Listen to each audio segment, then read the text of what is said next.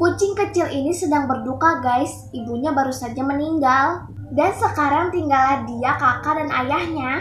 Semenjak ibunya pergi, ayahnya yang menggantikan posisi ibunya. Sekarang ayahnya yang menyiapkan sarapan, menemani bermain, dan menemani mereka membaca buku cerita. Saat dia sedang bermain dengan kakaknya tampak sakit. Ayahnya pun memanggil seorang dokter ke rumahnya. Saat diperiksa, dokter mengatakan kalau kakaknya mengidap penyakit menular dan harus dirawat di rumah sakit.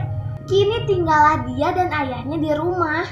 Saat mereka menjenguk kakaknya di rumah sakit, mereka melihat kalau kakaknya sedang dalam keadaan kritis.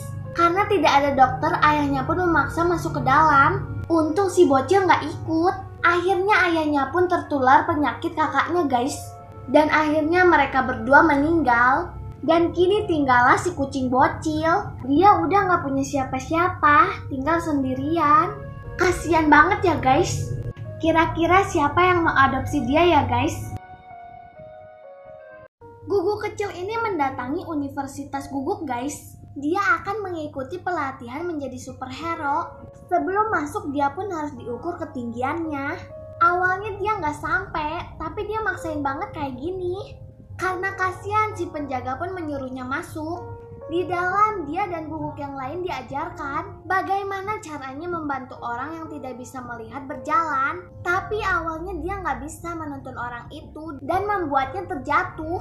Bahkan saat mengambil makanan pun karena dia pendek gak bisa menghentikan makanan yang terus berjatuhan. Hingga akhirnya tiba waktunya saat penilaian. Dewan juri pun menyuruhnya untuk maju ke depan untuk dites apakah dia lolos mengikuti pelatihan ini. Tapi usahanya gagal guys. Dia membuat orang yang tidak bisa melihat itu terjatuh dan menabrak dewan juri. Akhirnya dia pun disuruh pergi. Si guguk merasa sedih, dia menangis.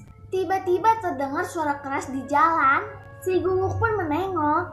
Dia melihat ada wanita yang tidak bisa melihat di sekitar situ.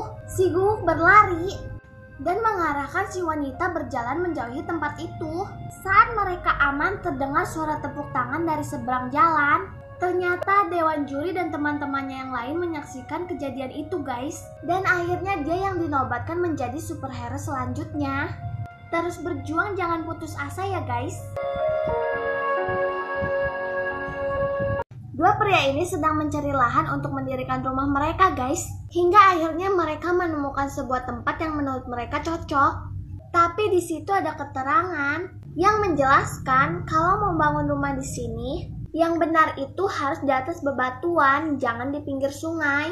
Akhirnya salah satu dari mereka memutuskan untuk membangun rumah di atas batu.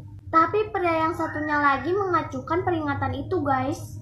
Lalu mereka berdua pun mulai membangun rumahnya. Setelah rumah mereka jadi, mereka merasa nyaman dan tenang.